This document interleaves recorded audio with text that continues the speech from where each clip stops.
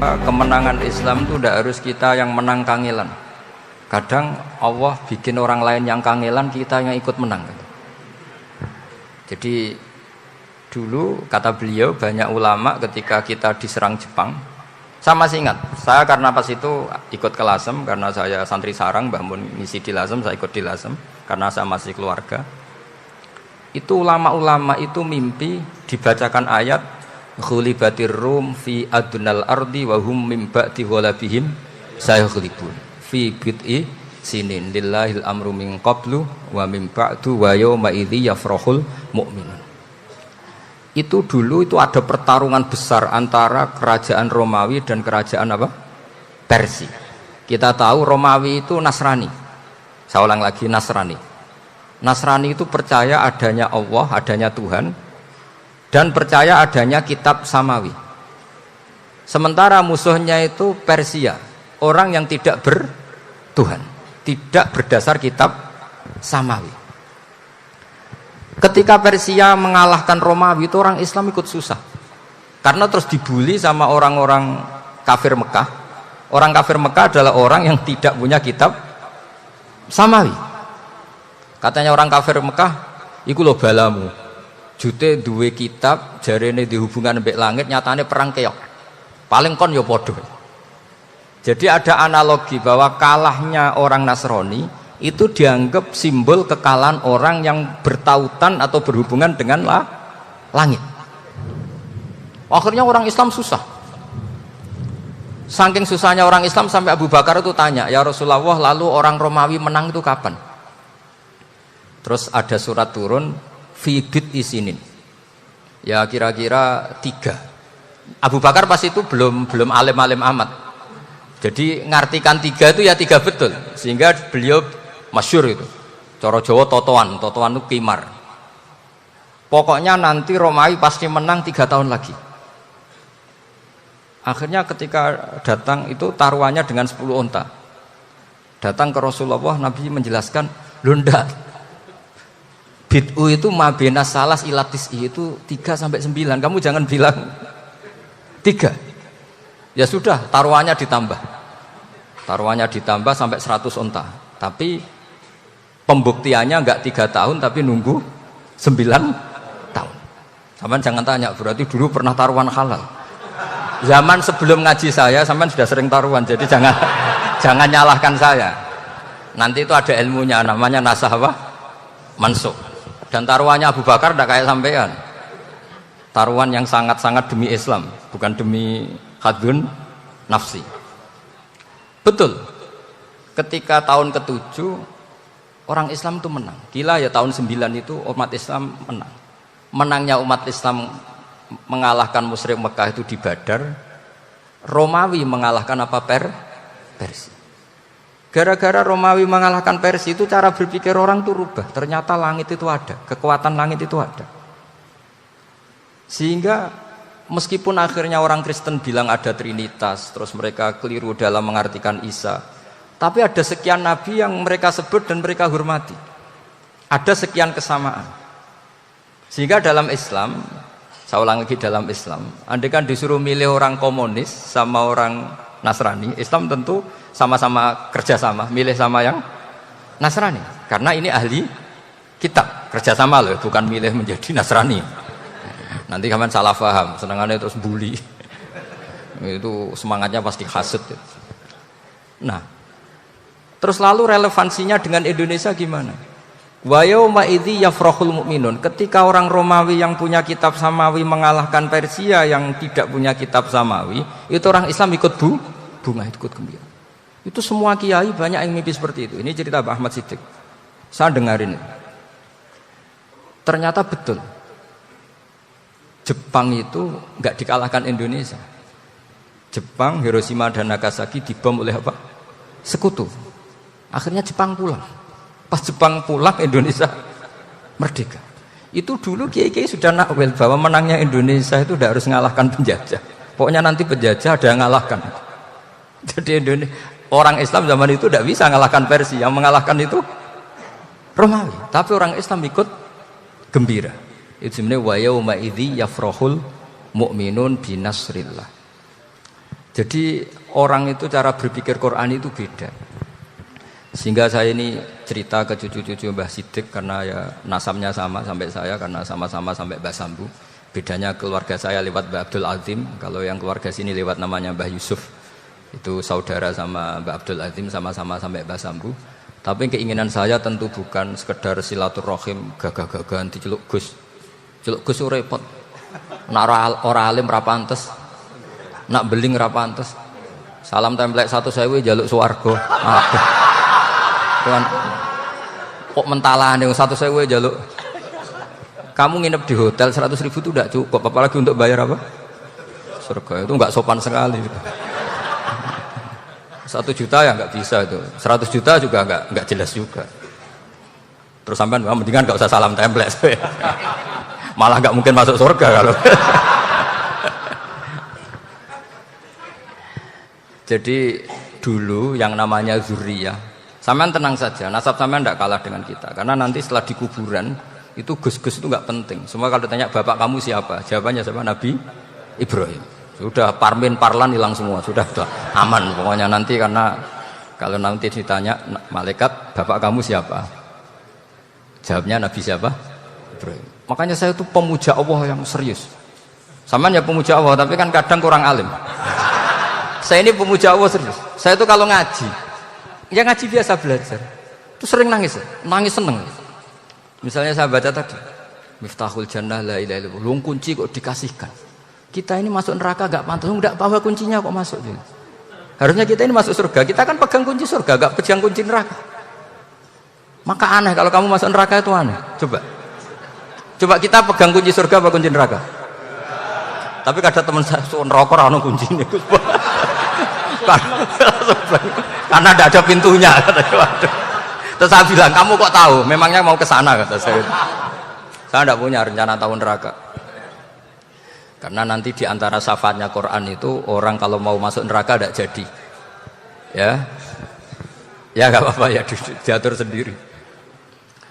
Jadi di antara syafaatnya Quran itu orang nggak jadi masuk neraka. Jadi syafaat itu ada 2. Dari neraka diangkat ke surga. Dan itu bisa lama itu. Tapi kalau syafaatnya Quran itu yang belum masuk neraka supaya gak jadi masuk neraka. Karena neraka juga punya aturan, dia juga kena aturan fikih. Jadi, loh betul ini, saya ada hujan. Jadi kena konstitusi apa? Fikih. Sama tak ceritani syafaatnya Quran itu ada orang itu beling itu fasik. Itu dihafal surat Tabarok, hafal betul. Tabarakalladzi biyadihil mulku wa huwa ala kulli syai'in qadir alladzi khalaqal mauta wal hayata. Pertanyaannya gini, boleh enggak orang menginjek surat Baqarah? Boleh enggak? Enggak. Padahal orang hafal Quran itu artinya ayat itu ada di hatinya. Fa inna wa ta'ala la yu'adzibu qalban wa al-Qur'ana. Allah tidak akan menyiksa hati yang menyimpan Quran, yang jadi flash disknya Quran, yang jadi rekaman Quran. Singkat cerita orang ini hafal. Pas ketemu Mungkar Nakir prosedur kan, ini orang fasik mau diantemin sama Mungkar Nakir. Prosedur ya, dia kan prosedur standar. Si surat Tabarok akhirnya menjelma jadi seseorang yang gagah berani. Kamu nggak boleh nyiksa orang ini. Saya ini kalamullah. Kalau kamu nyiksa dia berarti nyiksa saya. Kamu berani sama kalamullah. Wah ya tidak berani jadi Mungkar Nakir. Tapi orang itu nakal, harus saya gebukin. Tapi kata Quran tadi, tapi saya di situ pasti kena saya. Oh debat, nggak ada lajnahnya ini nggak ikut. Kalau Gus Firjon ikut jadi lajnah. Kalau jadi lajnah pasti kroninan. Kalau santrinya dimenangkan nanti. Akhirnya debat. Ya sudah kita ketemu Allah. Akhirnya Mungkar Nakir sama Quran tadi surat Tabarok datang sowan sama Allah. Terus kata Allah, memangnya kenapa Mungkar Nakir? Saya harus nyiksa dia karena dia fasik ya Allah. Memangnya kenapa surat Tabarok? Saya ada di situ. Menurut aturan, orang tuh nggak boleh injak-injak Quran. Kalau dia nutuk saya, nutuk Quran, itu harus dikasih tahu fikihnya Mungkar Nakir. Akhirnya Allah ngendikan gini ke surat Tabarok, ya sudah terserah kamu. Kalau terserah kula Gusti, Mungkar Nakir nggak boleh nyentuh orang ini. Ya sudah selamat. Sehingga terus itu sama baca di termasuk mujizatnya surat Tabarok di tafsir Ibnu Katsir banyak. Karena tadi logikanya malaikat itu juga kena aturan fikih. Sehingga banyak ulama termasuk Said Muhammad ngendikan pertanyaan mungkar nakir itu tidak semua orang kena. Kalau semua orang kena nanti kalau tanya Nabi Muhammad, waman Nabi Yuka, kacau kan jamnya. Nabi kamu siapa? Lu saya ini Nabi. Ya kan? Lah nanti kalau pas ketemu Nabi Ibrahim, waman Abuka, jadi repot kan? Makanya ada kiai yang guyon kalau ditanya marab buka, saya ini guru tauhid sembrono. Saya ini ngajar Umul Barohin, kamu tanya marab buka. Masyhur itu keramatnya Imam Malik itu. Ada Ashabu Malik, rajulun min ashabi Malik. Beliau ditanya mungkar nakir marab buka manabi buka. Imam Malik datang, ini seumur-umurnya itu ngajar tauhid. Kok kamu bedai enggak sopan kamu. Dan kita berharap barokah sampean ngaji nanti itu. Yes. Malaikat itu anak sungkane gitu. Jadi dan saya meskipun guyon itu serius. Bedanya orang alim sama ndak itu di situ. Kalau orang alim itu guyon itu masih benar, masih serius. Coba saya bacakan ayatnya. Ala inna auliya Allahi la khaufun alaihim wa lahum yahzanun. Terus lahumul busyra fil hayatid dunya fil akhirah. Artinya kalau mungkar nangkir dengan penampilan garang gitu, berarti ada ketakutan apa enggak? Ada, padahal ciri utama walinya Allah tidak ada ketakutan. Makanya itu termasuk dalilnya Sayyid Muhammad, tidak semua orang alami seperti itu karena wali-wali itu la khaufun alaihim wa lahum yahzanun. Wah anak kiai ketemu karena kerja buat tidur wedek. Iku dreseke ora kok pertanyaan itu, nak konan santri piye? Lho isen wis kiai dihanjuti mungkar nakir. Malu gak kira-kira? Mesti plengaan konan santri piye? Nah jawabannya gampang karena pernah ngajar tauhid. Makanya Sayyidina Ali ini cerita ini ada di kitab Nurul Dholam. Sama lihat di kitab Nurul Dholam karangannya Syekh Nawawi Banten. Itu Sayyidina Ali itu ya, andekan orang biasa mungkin ya agak-agak hasut, tapi ini wali gak boleh kamu katakan hasut. Dia itu mangkal sama Umar. Orang kok setiap orang pernah dibentak. Apa dia berani bentak mungkar nakir? Penasaran dia. Bagaimana kerengnya Umar itu berlanjut enggak gitu kira-kira. Akhirnya minta, ya Allah saya minta kasyaf. Ya karena yang minta Sayyidina Ali karena mau wajah dituruti sama kasyaf. Dilihat Sayyidina Umar pas meninggal itu. Jadi hasud itu ya kadang penting asal baik. Loh betul bahasa Kanjeng Nabi kadang la hasada illa fisnaten. Itu Nabi bahasakan ya hasad. Gus Verson aja yang nafsirkan ghobtoh itu kan gaya-gayanan sebagai ulama. Aslinya Nabi ngendikannya itu la hasada illa fisnaten. Ulama yang ganti itu namanya ghobtoh. Wong Nabi sendiri nyebut hasad kok kamu tafsiri ghobtoh. Ya hasad ya hasad. Udah enggak usah ditawil-tawil pokoknya gitu. Kalau sama nggak percaya nggak apa-apa. Kok gitu aja kok repot. Karena sama nggak percaya kemungkinannya dua. Satu nggak ngerti. Dua sama-sama alim kan dari awal kalau sama-sama alim kan laisali alimin ayuqallida aliman akhor. Kita nggak perlu saling mengikuti. Ngapain hasud? Biasa aja. Akhirnya Sayyidina Ali kasar. Pas Umar bangun, setelah mati kan bangun, setelah meninggal bangun. Mungkar nakir datang dengan perangai yang sangat garang. Itu digambarkan Sayyidina Ali matanya itu kalkidril ghali. Kayak apa? Kendil yang apa? Mengangai. Wah, seru. Sayyidina Ali senang, paling takut ini Umar. Senangnya bukan main. Wah, ini mesti takut Umar. Biasa. Ternyata enggak, Umar malah bangkit. Woi, mungkar nakir. Kamu tahu menghadapi siapa? Itu betul ya? Kamu itu menghadapi temannya ahabbal khalqi ilallah. Yang diandalkan temannya bukan dia. Kamu tahu yang kamu hadapi, saya ini teman kekasihnya Allah. Jadi boleh kamu mengandalkan Mbak Virjon. Tapi nanti resikonya mungkar nakir ditanya, itu Virjon siapa? Wah itu masalah itu. Makanya syaratnya wali itu harus ma'rufun fis sama. Di langit sudah populer. Makanya dulu ada orang yang saking seninya Abdul Qadir ditanya apa saja jamnya Abdul Qadir Al-Jilani. Itu aman karena beliau populer. Makanya program kita harus populer dulu di langit. Nah, itu nanti kalau dicatut oleh santri-santri nggak apa-apa. Kalau nggak populer nanti dicatat. Itu siapa? Masalah ini. Umar itu yang dibanggakan itu, kamu tahu saya siapa? Ya enggak tahu. Saya ini temannya kekasihnya Allah. Temannya Muhammad. Iya, Muhammad Rasulullah. Wah, mikir, waduh. Repot. Loh di dunia aja gitu kan, temannya presiden, temannya panglima, apalagi ini temannya Sayyidul Awalin wal Akhirin. Di dunia aja bilang temannya presiden, menteri, orang sudah takut, apalagi ini temannya Sayyidul Awalin. Hanya mungkar nakir terus konfirmasi sama Allah, gimana ya Allah ini ngadepi. Sebetulnya yang diadalkan itu temannya, bukan dia. Wah, akhirnya sama Allah dibilang, ya bu, ya sama seorang seperti itu bu yang sopan. Terus semenjak itu mungkar nakir itu nggak selalu berpenampilan seperti itu, sangat. Jadi semoga itu konsisten sampai nanti. Jadi kamu kalau ingin nggak takut mungkar nakir, jadi wali dulu. Karena sarannya tadi hanya wali sing la khaufun alaihim walahum yahzanun lahumul busyra fil hayatid dunya fil akhirah. Jadi orang itu kalau ngaji itu harus khatam. Jangan semuanya kena pertanyaan. Dan kalau semuanya kena pertanyaan nanti repot. Kalau Nabi Muhammad ditanya waman Nabi Yuga. Nabimu siapa? Lu kan terus jadi aneh. Jadi makanya ketika Sayyid Muhammad semua ulama lah, nggak ada am kecuali ditaksis. Kecuali sifatnya Allah. Misalnya bikulli syai'in alim ya benar-benar bikulli syai'in. Tapi kalau am semuanya pasti ada taksis. Meskipun dalam muhawarah muhadasah biasa. Ya, misalnya contoh gampang, istri kamu baru seneng kamu, mas nak pengen apa-apa itu lapor aku, gak apa-apa mas, mesti aku seneng sama lapor. Iku di aku pengen wayo. Wah langsung jadi apa wae. Mesti apa wae maksudnya kecuali itu gitu. Padahal kalau ngomong, mas sampean ingin apa saja tak dukung. Terus sampean bilang, kepenginku iku wayo.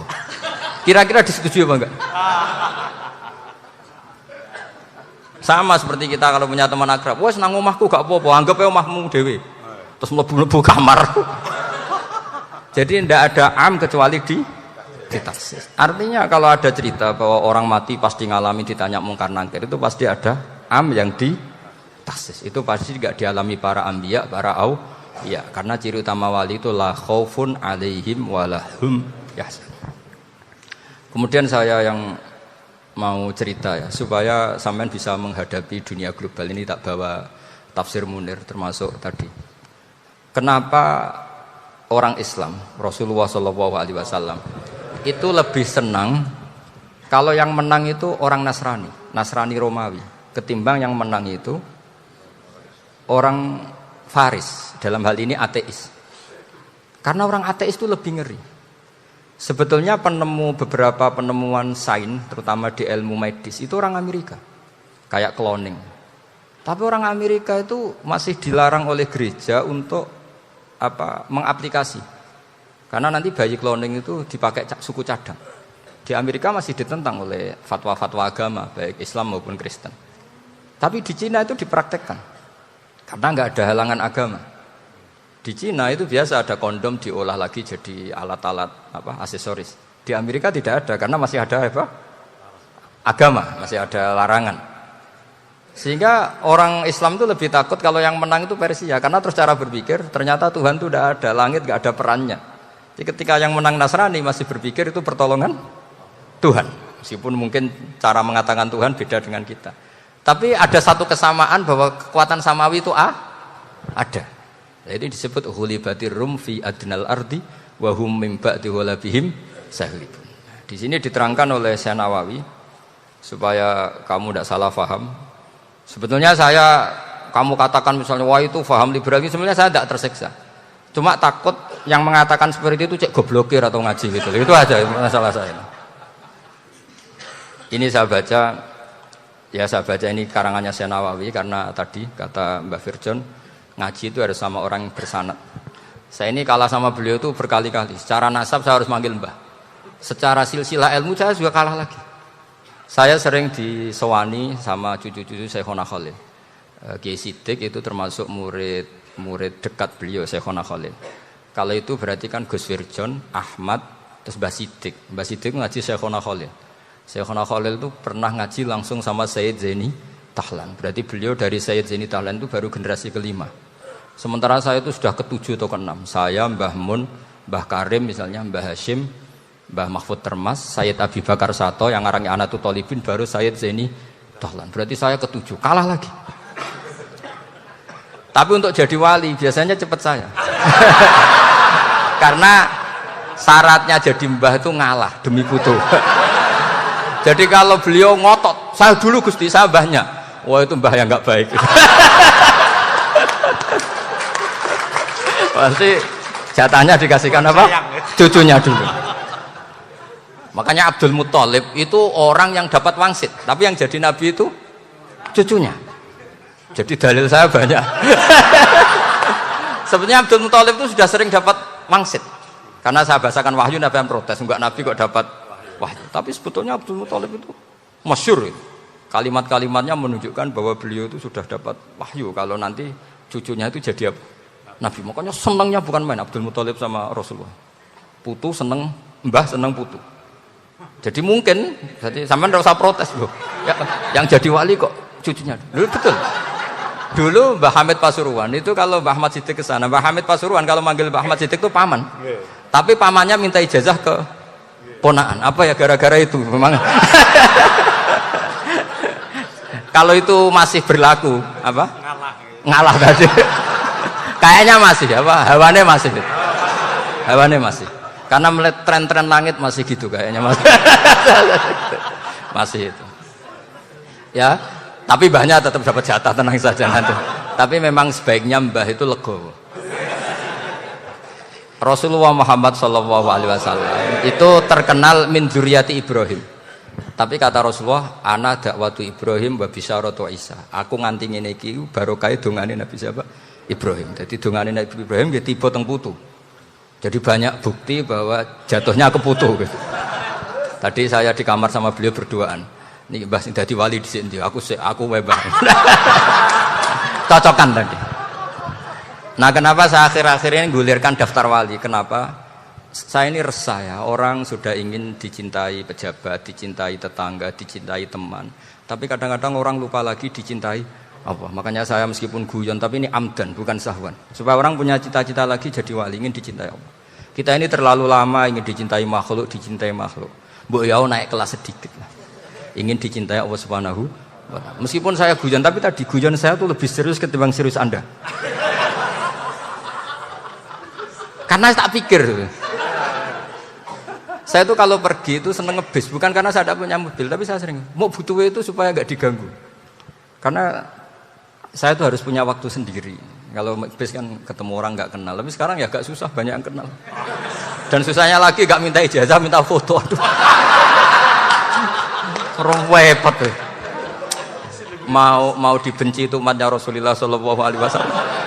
Mau disetujui itu sanatnya mana? Kalau ketemu orang alim minta apa? Foto. Itu nggak ada sanatnya. Nggak tahu saya itu mazhab dari mana itu. Ya mazhab milenial yang jelas itu kan. Ini tak baca ya biar dapat. Karena ini kenangan saya sama Mbak Ahmad Siddiq. Saya masih ingat betul beliau ngisi kholnya Mbak Abdullah bin Umar, berarti abahnya Mbak Hamid. Karena mbah saya itu Fatimah binti Khalid bin Umar. Kalau Mbak Hamid itu Hamid bin Abdullah bin Umar.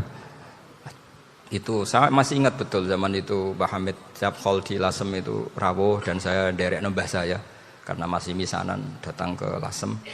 Itu beliau pas itu ngisi sama Mbah Mun. Mbah Mun masih muda, Ki Ahmad Siddiq sepuh senior.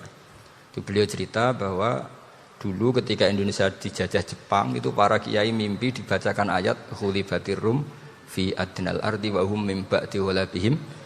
Terus ada kiai yang tanya, takwilannya gimana? Ya nanti Jepang pulang, bukan karena kita yang mengalahkan, tapi Jepang ada yang mengalahkan sendiri, meskipun tidak kita. Kayak dulu Faris tidak dikalahkan Islam, tapi dikalahkan Romawi, tapi yang senang umat Islam. Wa yauma idzi yafrahul mu'min. Itu luar biasa ulama-ulama kita. Delalah kejadiannya Indonesia seperti itu. Yaitu kita tidak mengalahkan Jepang, tapi Jepang pulang sendiri karena dikalahkan apa? Sekutu. Ya ini saya baca. Ini tidak usah dicek bacanya benar apa enggak, sudah aman apa? Aman. Karena kalau saya salah itu ya sengaja. Artinya ya sengaja, ya biasa maksudnya. Saya kemarin ngisi di Pondok Peloso, di Pondok Al Munawir Jogja. Salah itu ada dua, ada salah yang memang benar-benar salah. Itu enggak apa-apa, bisa dimakfu. Karena mesti sangke wong goblok salah yang terus itu. Ada salah bawaan ilmu, itu repot tuh dadaninnya. Karena misalnya kita yang biasa belajar qiraah sab'ah wayah sibuhu, mesti diulang lagi wayah sabuhu. Karena qiraahnya Imam Asim itu hasiba yah sabu bi fathis sin. Sementara kita kalau ngaji kitab kulino yahsibu. Sehingga kita-kita yang biasa belajar sab'ah itu kalau baca kitab itu kayak orang bingung. Kadang-kadang yang ngaji juga bingung. Gus Pak mocok bulan pelin. Ya tepat-tepatan. Ada yang mengatakan Gus Pak bingung, ada yang mengatakan Gus Pak alim alamah. Ya tepat-tepatan nasib tadi. Karena memang ya sab'ah memang seperti itu. Misalnya kufuan. Kufuan itu Imam Asim baca kufuan. Tapi beliau punya murid namanya Syu'bah. Itu kalau baca kuf'an. Makanya kita itu, ini kan khataman Quran ya. Jadi saya menyinggung sedikit tentang qiraah sab'ah. Tadi beliau juga sudah tak kasih kitab saya Hifdzuna Liyadal Mushaf. Sama tak ajari latihan sab'ah. Memang angel ya. Makanya yang nggak bisa itu wong pinter. Sudah tahu angel ya nggak usah diteruskan kan. Orang menghindari barang angel itu pinter apa goblok? Pinter. Berarti wong goblok pinter. Saya tuh makanya sama orang goblok tuh respect. Jadi orang alim tuh angel apa gampang? Angel. Menghindari barang angel pinter apa goblok? Loh, orang menghindari barang angel pinter apa goblok? Pinter. Berarti wong goblok pinter. Jadi saya sama orang-orang goblok itu respect. Sudah tahu jadi orang alim angel ya barang angel ya harus dihindari. Makanya saya ini insya Allah umatnya Nabi yang termasuk yang terbaik. Amin. Karena mencintai umatnya Nabi termasuk yang goblok. Wah, itu udah gampang itu. Ya, karena tadi sudah tahu ya. Seperti itu loh orang naik panjat pinang. Itu yang naik karena ingin hadiah. Yang nonton sudah tahu wah licin kok dinaikin mau keplodok ya. Tapi orang sepakat yang nonton juga pinter karena sudah tahu ribet kok. Tukun yang pasar kena lah apa mana. Sama-sama juga gitu. Ngalim tafsir angel, ngalim fikih angel. Tapi karek ngaji ngerekam kan gampang. Itu pinter apa goblok? Pinter. Iya. Makanya kula niku mbok burohno ngono tok. Saya tadi dinasihati Mbak Firjon muga-muga hati saya selamat. Saya itu meskipun kata orang banyak, muhibin saya banyak, tapi saya insya Allah tidak riak. Saya itu pakai kitab namanya Tasbitul Fuad, itu karangannya Said Abdul Al-Haddad. Ketika beliau punya muhibin banyak ditanya, bagaimana ya Habib Anda menjaga hati Anda? Jamnya Said Abdul Al-Haddad itu unik. Innama azzamu Allah. Mereka itu sebenarnya menghormati Allah. Cuma butuh sarana, dan itu saya. Jadi saya tahu sampean semua itu mencintai Quran, mencintai sunnah Rasul, mencintai hadis-hadis Rasul. Cuma sampean kan karena nggak paham, terus manfaatkan saya. Jadi sebenarnya saya ini korban. Korban. Jadi saya mau riak gimana? Korban kok mau bangganya di mana tuh? Coba sampean misalnya ngaji tafsir, belajar sendiri kan susah.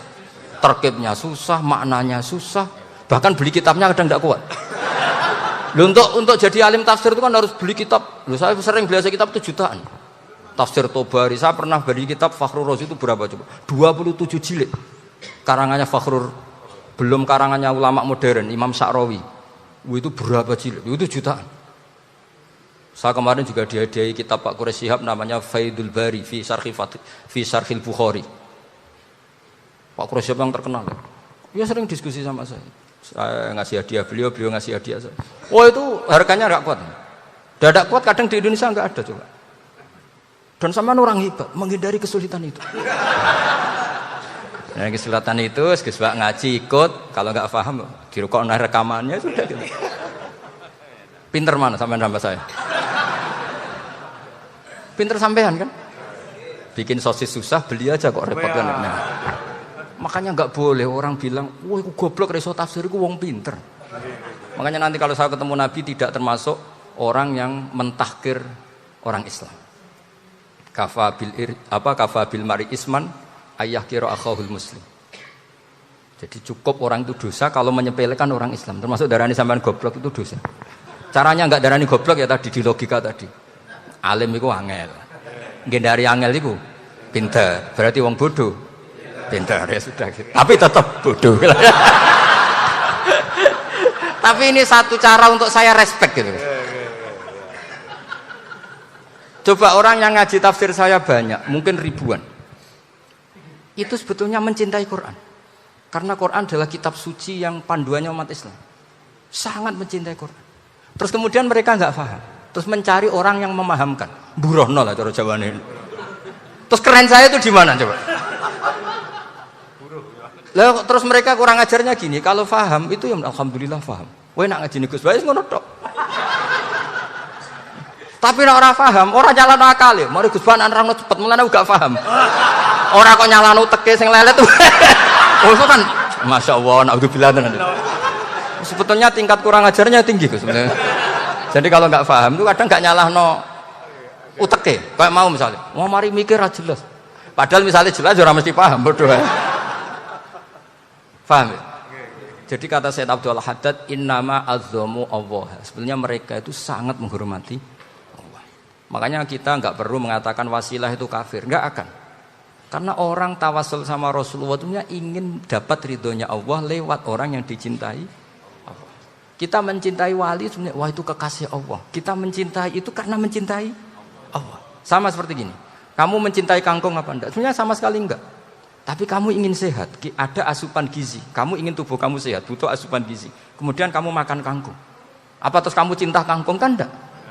Cinta kesehatan kamu sama. Orang yang mencintai saya sebenarnya ingin kepuasan rohani. Saya kan termasuk kiai yang torekonya gampang. Ini swarga, kan akhirnya penggemarnya banyak. Coba kalau kamu neraka. Wah, jadi sebetulnya Anda mencintai kepuasan Anda sendiri. Nah, saya ini korban. Makanya untuk masuk surga cepat saya. Korban itu cepat. Da'watul mazlum la turaddu kan gitu. Laisa bainahu wa bainallah hijab. Jadi saya kalau donga langsung seret langit. Karena mazlum. Saya sinau tafsir itu Pak, sampean bayangkan ada tafsir itu sudah 27 jilid. Sengarang Fakhrul Razi itu bulatnya bukan main. Karena dia ahli filsafat. Bulatnya Masya Allah. Sudah gitu sinau Jalalain kadang dikomen oleh Sawi. Sudah kita percaya Jalalain dibuli Sawi. Percaya Sawi dikandani, oh iku Maliki Rasafi. Oh, ribet. Sudah gitu sinau Qurtubi, sinau tafsir Tobari itu susahnya. Belinya susah, belajarnya susah. Padahal saya punya keluarga, punya istri, punya anak. Bayangkan kalau istri saya rewel kayak istri sampean. Wah itu, tapi alhamdulillah enggak. Sama sekali enggak. Allah sudah milihkan, wah ini bahaya kalau punya istri rewel. Imam Sibawai itu kitabnya banyak, tapi yang terbukukan hanya kitab Abu Sibawai. Karena beliau kalau sudah belajar lupa istri. Hanya pas beliau di pasar, kitabnya dibakar semua sama istrinya. Karena dianggap saingannya. Ternyata yang dicerai tidak kitabnya, malah istrinya. Itu Imam siapa? Sibawai. Tapi alhamdulillah kitab saya nggak terbakar, aman. Saya teruskan. Jadi untuk menjaga ria dilatih innama azzamu Allah. Sebenarnya mereka itu menghormati Allah. Sehingga wasail-wasail itu sebenarnya nggak pernah jadi subjek pelaku utama, enggak. Tetap Allah. Sebab itu kata Sayyid Muhammad, kamu kok mengatakan wasilah itu kafir itu gimana? Ketika innallaha qad ba'atsa lakum taluta malika. Talut itu ya manusia. PD-nya itu apa?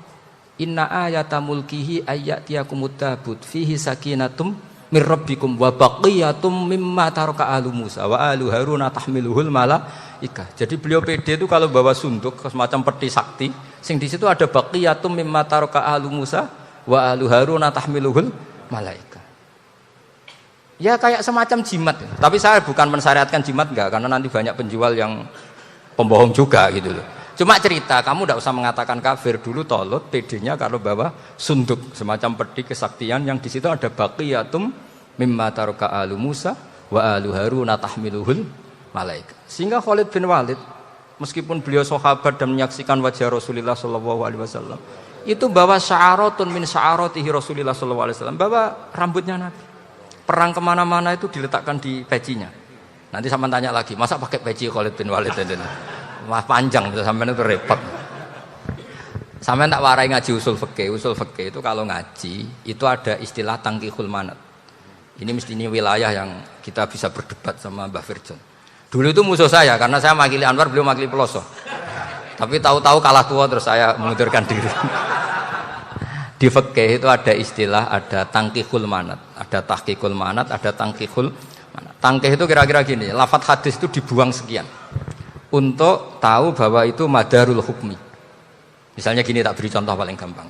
Sama harus paham, kalau nggak paham nggak pinter-pinter. Ja'a a'rabiyun ila Rasulillah sallallahu alaihi wasallam. Ya karena ini menghormati Mbah Ahmad Siddiq, saya orang alim, jadi ngaji ini tetap ada suasana alim. Ya harus ada suasana alim. Enggak perlu jadi orang alim tadi susah. Sudah ngedari susah itu pintar. Sudah itu aja. Jadi orang alim susah, ngedari barang susah pintar. Berarti orang tidak alim pintar. Nah, meskipun tetap sudah itu pegangi sampai mati nanti. Loh, jadi orang alim itu repot. Itu kata Imam Ghazali, kalau orang alim kalau mau masuk surga itu sama Allah nggak boleh. Kif, kamu nggak boleh langsung masuk surga. Coba cari umat kamu, syafaati dulu. Nah, saya takut nyari sampean nggak bisa kembali. Saya tidak punya rencana itu. Pokoknya mau masuk. Boleh sampean aduan balik raroh deh, wah repot nanti saya. Berat jadi orang alim itu berat. Ya saya teruskan ya. Ada tangkihul manat. Ja'a A'rabiyun ila Rasulillah sallallahu alaihi wasallam. Faqala ahlaktu wa ma ahlakaka qal waqa'tu imraati fi nahari Ramadan. Ya sidang kita, saya ini rusak ya Rasulullah. Kenapa? Karena saya menjima istri saya fi nahari Ramadan. Terus kata Nabi, kamu harus bayar kafarah. Napa Nabi kafarah? Puasa 2 bulan. Wong baru 1 hari aja terjadi gitu kok disuruh puasa 2 bulan. Ya tidak kuat ya Rasulullah. Baru berapa hari saya puasa aja kecelakaan seperti itu. Apalagi kalau sampai 2 bulan. Tidak ya Rasulullah. Ya sudah kalau gitu kamu pertama ngasih makan apa? Itku rokobah kan pertama merdekakan budak. Tapi kan sekarang nggak ada budak makanya terus sekarang langsung puasa. Wah ini nggak bisa semua. Ya sudah ngasih makan orang 60. Kasihkan siapa ya Rasul? Ya orang fakir. Saya ini paling fakir. Di kampung saya ini orang paling fakir. Jadi mulai dulu orang fakir itu hubungan suami istri itu paling lancar mulai dulu. Makanya orang fakir itu anaknya banyak. Karena hiburannya hanya itu. Wong Ramadan aja. Coba mau ke ATM nggak punya uang, mau antri di bank nggak punya, mau apa coba? Itu mulai dulu. Ini sanatnya mutasil. Wah, akhirnya sudah sanksinya kan tadi ya itqu raqabah atau puasa 2 bulan berturut-turut atau ngasih makan 60 orang miskin. Lalu kata ahli usul fikih, kata A'rabi dibuang, nggak menjadi catatan hukum. Orang kota pun kalau melakukan itu juga kena sanksi yang sama. Imro'atau juga dibuang. Andai kan itu dilakukan untuk amatnya juga ketentuannya sama. Nah sekarang perdebatan antara Imam Syafi'i dan Imam Malik begini. Sekarang pertanyaan gini, jima istri itu hukumnya boleh apa haram? Boleh kan? Lalu kalau ada orang tanpa udzur kemudian makan siang-siang, cara Imam Malik hukumnya sama, harus kena sanksi yang sama. Karena sama-sama hadku hurmati Ramadan bi ghairi udzrin syar'iyyin. Sama-sama merusak hukum Ramadan tanpa udzur syar'i. Lu jima itu tidak zina. Kan hukumnya jaiz. Nah, sekarang makan hukumnya jaiz, harusnya juga kena ketentuan yang sama. Cara pikirannya Imam Malik. Nah, alhamdulillah Imam Syafi'i gak setuju. Wah, cara setuju repot. Bahkan orang-orang Syafi'i sudah punya khilaf, kalau gitu minum dulu. Iya, biar gak kena. Iya, biar iftarnya pakai minum. Setelah minum baru jima kan. Ya. Ini sudah menyiapkan khilafnya. ini khas Syafi'i ini, bongsong rekayasa hukum. Nanti bisa belajar jauh cara ngakali hukum. Makanya guyonan yang masyhur Gus Dur itu gitu. Ada seorang kiai atau Gus lah, ya punya salah, namanya manusia kan punya salah, entah cangkruk entah apa, pokoknya punya salah. Ada wartawan yang ngiranya semua kiai itu orang suci, sehingga tanya sama Gus Dur, Gus itu ada kiai kok, ya pokoknya salah lah. Tapi jangan bayangkan dosa besar, enggak, kecil-kecil aja. Itu gimana itu? Padahal kiai kan orang suci. Jawabnya Gus Dur lucu. Ya justru yang boleh salah itu para kiai. Kalau kamu nggak boleh. Loh kok bisa Gus? Karena mereka tahu caranya tobat. Repot. Kalau kamu nggak tahu caranya. Sama pelanggaran hukum itu ya harus pakar-pakar hukum. Ya. Itu yang tahu caranya rekayasa. Kalau kamu ya kena pasal kan ya. Jadi kamu jangan niru saya. Saya ini punya sekian cara untuk kembali. Nah, itu namanya khilah. Makanya kata Sayyid Muhammad, kamu tidak usah anti khilah. Karena Abu Hanifah itu membolehkan khilah. Kitabul khiyal. Yang penting kamu soleh dulu. Setelah soleh nanti Allah maklumi. Soleh dulu, syaratnya soleh dulu. Kalau tidak soleh jangan. Contohnya gini, ada orang mau puasa lemes sekali, mau makan. Gampang. Kalau langsung makan kan kayak hadku hormati Ramadan biwari udrin Sarian. Aku langsung mau Jember sowan Mbah Firjon. Sudah status saya apa? Musafir. Ya sudah, berangkat aja sampai Tuban makan. Nanti kalau nggak jadi ya nggak apa-apa sudah. Kan mulai pergi sudah musafir. Saya tidak tahu nanti malaikat tertarik gebuki nggak tahu. Tapi itu ada khilafnya, asal soleh. Karena kata Sayyid Muhammad dan semua kitab mengatakan itu. Kalau sampean nggak tahu ya kebablasan. Nabi Ayub, yang nabi yang terkenal Gudiken itu siapa? Ayub ya. Nah, itu yang Israiliyatnya kan seru lah. Gudiken dikukur bek kreweng itu terlalu lah kalau itu. Untuk kreweng konti ning Arab ora ono kreweng itu sudah masalah itu. Singkat cerita, Nabi Ayub ketika diasingkan kaumnya itu kan nggak punya sumber makanan. Lah orang lelaki itu mulai dulu egois. Istrinya Nabi Ayub itu cantik sekali, udah cantik, rambutnya bagus. Makanya kamu nggak usah tanya kenapa istrinya kayak banyak yang cantik. Ya, warasatul anbiya, nggak boleh mungkin. Kalau nggak cantik ya warasatul anbiya dari segi balak. Istrinya Nabi itu semuanya cantik. Nggak usah tanya sebabnya apa, pokoknya gitu, semuanya cantik. Singkat cerita, beberapa kali istrinya Nabi Ayub itu kerja demi bisa nafkahi Nabi siapa? Suatu saat itu tidak ada pekerjaan yang cukup untuk beli roti. Satu-satunya peluang dapat rezeki itu putrinya raja itu rambutnya berondoli. Terus ada sayembara siapa yang rambutnya bagus mau dibeli. Sampai rambutnya istrinya Nabi Ayub itu dijual. Nabi Ayub tersinggung karena itu mengurangi kecantikan. Jadi lelaki mulai dulu gitu. Udah nggak urun kalau istrinya nggak cantik itu komplain. Itu khasnya lelaki. Jadi kalau kamu gitu ada sanadnya juga, tenang saja ya. Komplain ya pegawaian itu. Saking mangkelnya Nabi Ayub terus ngendikan la adriban naki mi'ata sautin. Kamu akan saya pukuli dengan mi'ata sautin atau dengan 100 cambukan. Atau mi'ata dikhtin atau mi'ata apalah sesuai konteks zaman itu. Engko nek muni pecut tuku konti kok ribet lagi. Singkat cerita akhirnya ketahuan bahwa istrinya menjual itu demi Nabi Ayub. Allah nggak ridho kalau kekasihnya yaitu istrinya Nabi Ayub wis perjuangan kayak gitu malah kena hukuman. Tapi Allah juga nggak ingin kekasihnya yang bernama Ayub melanggar sumpah. Padahal beliau sudah sumpah wallahi demi Allah nanti tak pukul dengan 100 kali. 100 kali dengan lidi lah misalnya, contoh yang gampang itu lidi. Akhirnya sama Allah dikasih satu solusi. Wa khud biyadika dikhtan fadrib bihi wala tahnas. Ya sudah, lidi itu ikat jumlahnya 100. Terus pukul sekali saja, anggap saja sudah 100. Iku pangeran sing wari ngakali ngono iku pangeran. Tapi syaratnya soleh, syaratnya soleh. Jadi kalau kamu anti khilaf berarti anti ajarannya Allah di ayat itu. Wa khud biyadika dikhtan fadrib bihi wala tahnas. Itu dulu ada, ini cerita di Ithaf. Ini cerita terakhir, ini sudah, sama jangan nama sudah. Terus pengumuman tadi yang nggak pernah sepuh ngutang saya itu haram tadi. Karena tadi saya punya kewajiban di rumah yang bisa menggugurkan ya kewajiban yang lebih besar.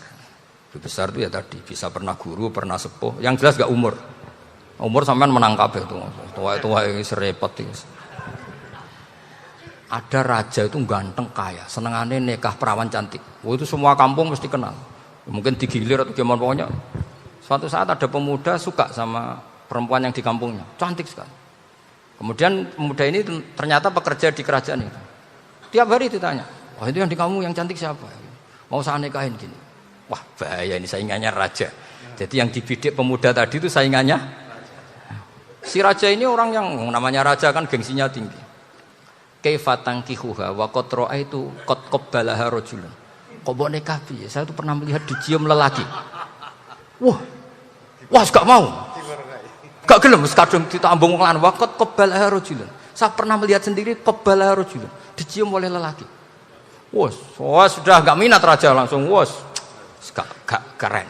Suatu saat pemuda tadi nikahi perempuan itu. Rajanya marah-marah, kamu lelaki gak punya harga diri gini. Gak punya selera, gak punya harga diri, sudah pernah dicium orang kok tetap dinikah. Terus bilang ke raja, takrif manir rajul, lelaki itu siapa? Abuha. Kamu tahu lelaki itu siapa? Sopo? Abuha. Bapaknya. Saya kan hanya bilang rajulun. Pernah dicium lelaki. Lah pikirannya raja itu lelaki ya kue-kue ngene iki. Tapi butuh canom mau rojo ben gak sido. Itu aja tuh. Baru kayak digulirkan gitu, wakot kebalah rojulun. Wah nggak mau. Setelah itu satu saat pegawainya tadi nih kayak perempuan. Kamu nggak punya harga diri gini. Kamu tahu mandi rojul? Apa abu? Wah nak ngono aku gak apa-apa. Lah monggo saat ini guys bojo kula. Orang terima diambung macam-macam. Lah itu namanya khilah. Apa? Khilah. Kalau di Balawa disebut tauriyah atau apa. Tapi saya tidak ngajari sampean seperti itu. Sudah pinter sebelum saya ajarin. Bangsa ngakali kan sudah pinter. Ya ini terakhir tak baca Arabnya saja nanti. Bismillahirrahmanirrahim. Biar dapat barokahnya Syekh Nawawi juga barokahnya guru-guru. Bismillahirrahmanirrahim. Wasababu nuzuli hadil ayati annahu kana baina farisa war rumi qitalun wa kanal musyrikuna yawadduna antaghliba farisu ar-ruma li anna farisa kanu majusiyan ummiyin wal muslimuna yawadduna ghalabatar rum ala faris liqaunihim ahla kitabin. Jadi zaman dulu orang Islam lebih senang kalau yang menang itu orang Nasrani. Kalau bandingannya ateis. Karena bagaimanapun percaya kekuatan langit. Sementara orang ateis sama sekali tidak percaya kekuatan. Apapun bedanya kita dengan Nasrani itu ada kesamaan, yaitu percaya adanya kekuatan langit. Sehingga ketika orang Romawi kalah itu orang Islam ikut susah. Paham ya? Makanya ini tak baca biar sampean enggak macam-macam pikirannya. Fab'atha Kisra saat terusnya, ya pokoknya seperti itu. Akhirnya Rasulullah SAW berdoa lebih senang yang menang itu Rom karena ahli kitab. Artinya apa? Kemenangan ahli kitab adalah kemenangan makhluk atau hamba Allah yang mentautkan kekuatan kita di bumi dengan kekuatan langit. Makanya saya berharap selain kita ikhtiar medis, kita harus memperbanyak istighfar. Bagaimanapun semua itu dari Allah Subhanahu wa ta'ala. Kita menghormati negara dengan ikhtiarnya, tapi saya mohon sekali kita juga istighfar. Karena semua itu juga ditentukan oleh Allah, oleh langit. Ya, saya kira demikian. Assalamualaikum warahmatullahi wabarakatuh. Allahumma salli